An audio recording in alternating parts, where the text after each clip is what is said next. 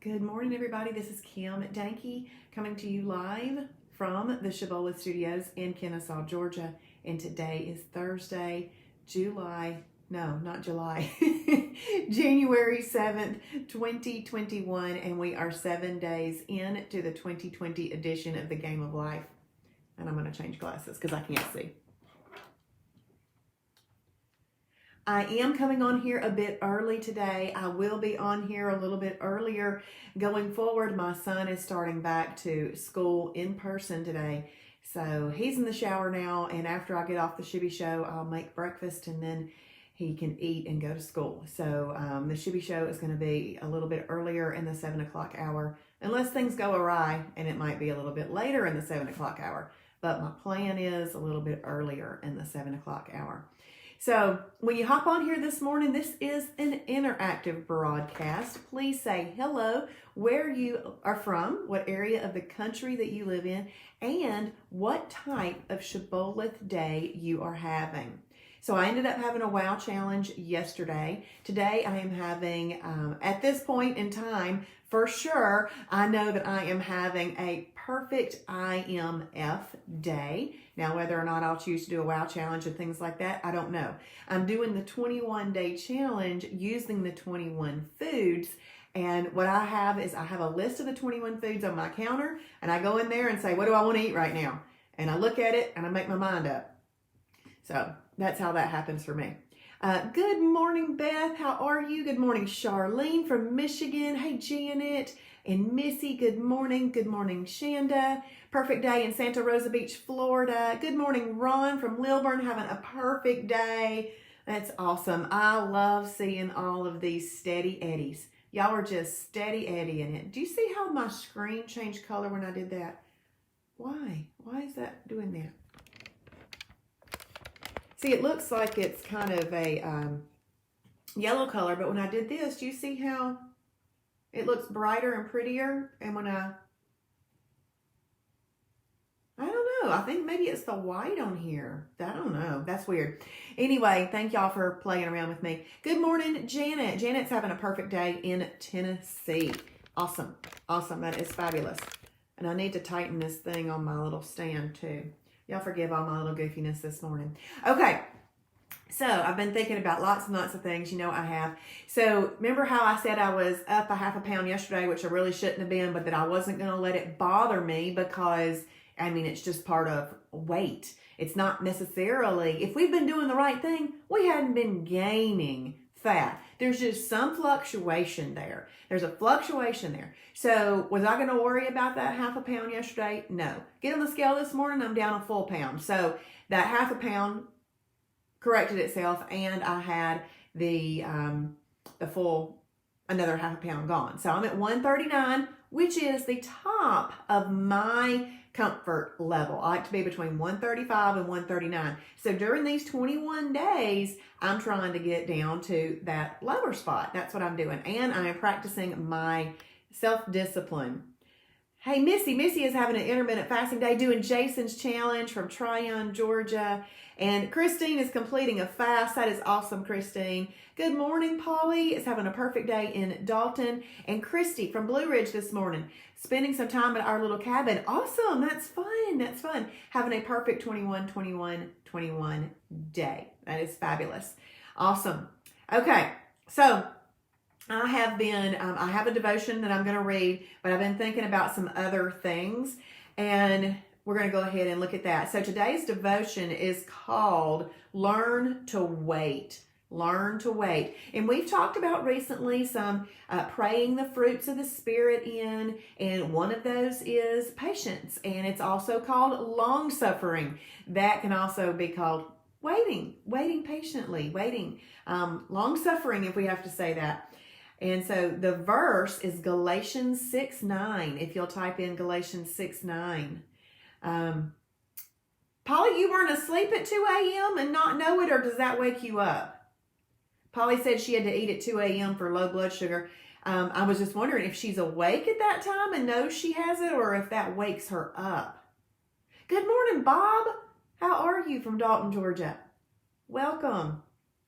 So the verse is Galatians 6:9, if you'll type that in. At the proper time, we will reap a harvest if we do not give up. If we do not give up. There's no such thing, listen to this story. There's no such thing as instant success with either people or problems. Whether you need to lose 10 pounds or 100 pounds, the weight can only be shed 1 pound at a time. Nothing great is created suddenly. Almost every significant success in life comes at the end of a long, arduous wait.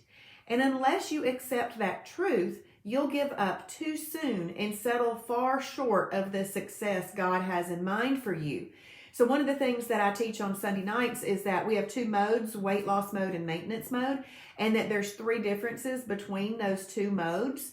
1 is the number of holidays that you can use in a calendar month. 2 is simply how you eat fruit. And 3 is your mindset, that by the time you end up at maintenance, you need to realize that this is a long-term project, okay?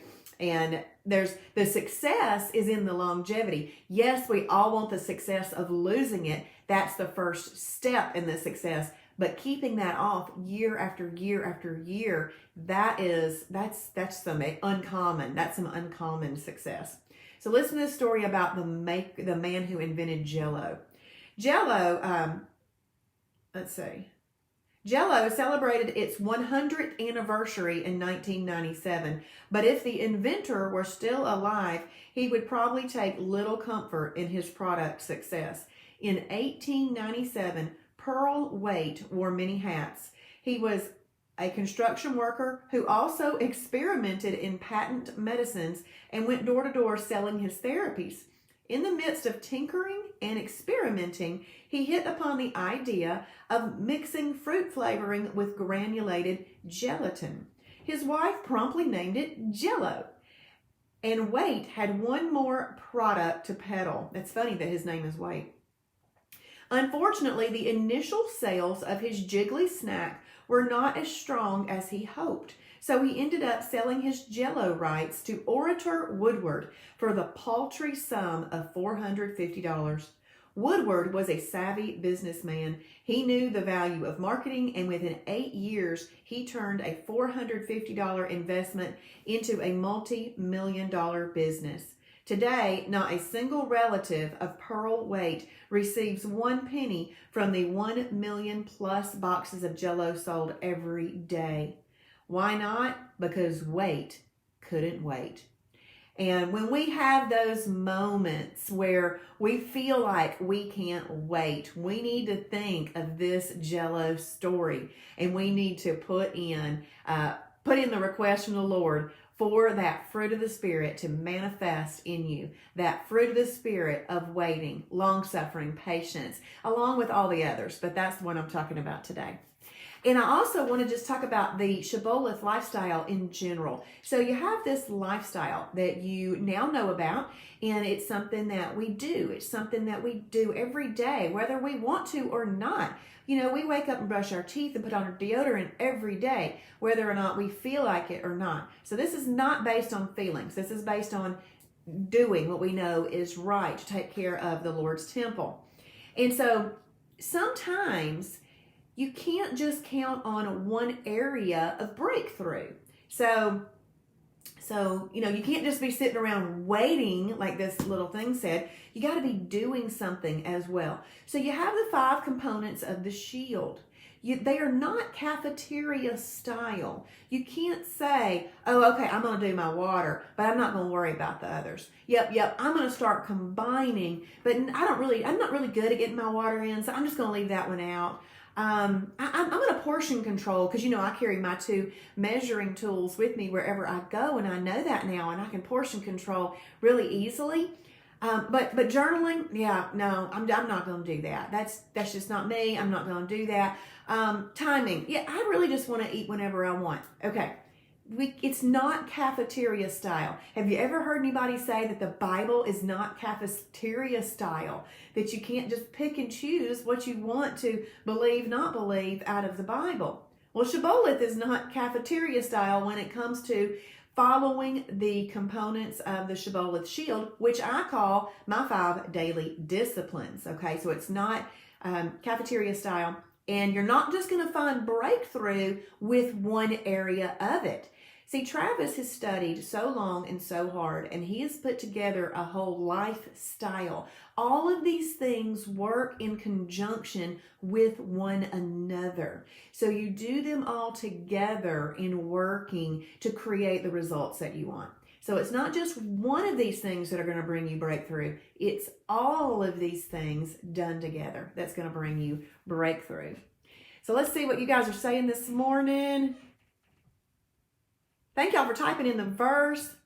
It wakes you up. Okay, gotcha. Okay, I understand. Well, I'm glad it wakes you up and you can do something about that. Good morning, Penny Robinson, and good morning, Diane. Y'all are kind of quiet this morning. There's 25 people on here, but y'all are kind of quiet. Maybe that's because it's so early. I don't know.